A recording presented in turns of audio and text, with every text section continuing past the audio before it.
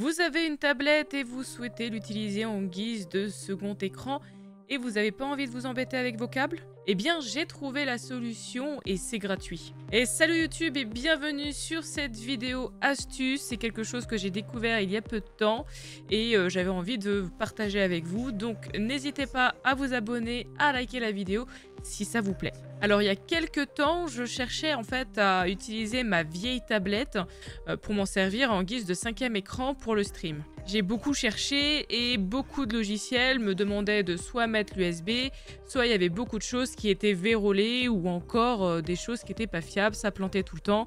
Donc du coup, j'ai cherché et j'ai enfin trouvé le bon logiciel. J'ai donc cherché et testé de nombreuses solutions et j'en ai trouvé une qui est fiable et gratuite. Alors il s'agit d'un logiciel qui est compatible avec Windows, Android, iOS, mais également avec les appareils Amazon. Allez, fini le mystère, il s'agit de Space Desk développé par Stratonix Soft. Une fois téléchargé et installé sur votre PC, je vous suggère de créer un raccourci du dossier sur votre bureau car aucune icône ne s'y installe. Ensuite, vous ouvrez le programme en cliquant sur Space Desk Console, puis là, vous avez une fenêtre où vous trouverez à droite votre carte réseau. Juste en dessous, vous retrouvez les différents types de connexions, où vous avez le choix entre USB ou en local par Wi-Fi, et vous voyez aussi les appareils qui peuvent être reconnus, mais également déconnectés. Diagnostic et vidéo wall, perso, je ne m'en occupe pas pour l'instant. Sur la droite, vous avez un bouton on-off, mais ça, on y reviendra plus tard. La partie contrôle vous permettra soit de lancer le logiciel au démarrage du PC de façon automatique, et Password Protection and Encrypted sert à protéger votre connexion de façon cryptée avec un mot de passe. Puis on a juste en dessous quelques options pour y mettre un délai lorsque la connexion est perdue, c'est le temps d'une reconnexion, ainsi que le temps de fermeture juste en dessous.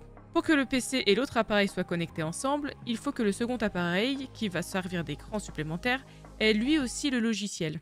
Sinon, c'est logique, ça fonctionne pas. Le logiciel, c'est celui qui va servir en quelque sorte de passerelle entre le PC et l'appareil. Pour que les deux appareils soient connectés, il faut qu'ils soient sur le même réseau Wi-Fi. Sur ma tablette, j'ai rentré au préalable l'adresse IP de mon PC.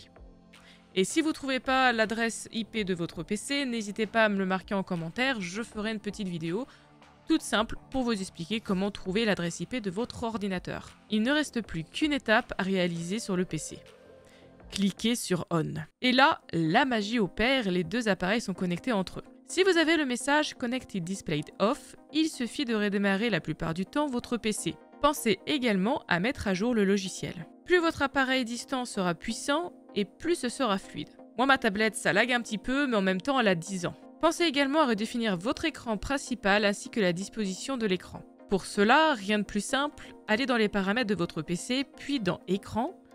Votre écran se trouve donc ici. Il sera plus ou moins grand selon la résolution. N'oubliez pas d'étendre votre bureau ici, puis vous pouvez naviguer d'écran en écran, déplacer des fenêtres, des logiciels, etc. Évitez d'utiliser cet écran-là pour jouer parce que je pense qu'il peut y avoir des lags. C'est un écran qui peut être pas mal pour surveiller vos constantes, vos températures, ou bien mettre, je sais pas, une application comme Spotify, où vous pouvez mettre un petit film ici et travailler sur votre ordinateur. Franchement, c'est nickel. Et lorsque j'ai stream, j'ai réalisé qu'il y avait quelques petits soucis, mais rien de grave, et vraiment c'est très rapide. Il s'agit d'une petite déconnexion, mais j'ai décidé de laisser faire, et ça s'est reconnecté au bout d'un certain délai. Et j'ai rien eu à faire, j'ai pas eu besoin de redémarrer la tablette ou bien redémarrer le PC, franchement ça a pris le relais tout seul. Je vous conseille juste si vous voulez l'utiliser sur de longues sessions de boulot, de jeux, de stream, pensez quand même à brancher votre tablette soit sur le secteur ou bien sur votre ordinateur juste pour que la batterie ne s'écoule pas à vitesse grand V. Eh bien écoutez, cette vidéo est terminée, j'espère en tout cas que ça vous aura plu. Moi personnellement, j'utilise encore ce logiciel, il est gratuit, il est plutôt stable. C'est plutôt pas mal de pouvoir se servir de la tablette pour autre chose et c'est connecté à son ordinateur, donc c'est plutôt pas mal. Moi j'ai 4 écrans, mais j'utilise un 5e surtout quand par exemple je stream ou quand je fais du montage vidéo, etc. et que je veux mater un petit film sur Netflix. Je le mets sur le petit écran et puis ça me permet de travailler sur le reste de mes écrans. En tout cas, j'espère que ça vous a plu. Si c'est le cas, n'hésitez pas à liker, à partager auprès de vos amis, votre famille, tout ça, tout ça.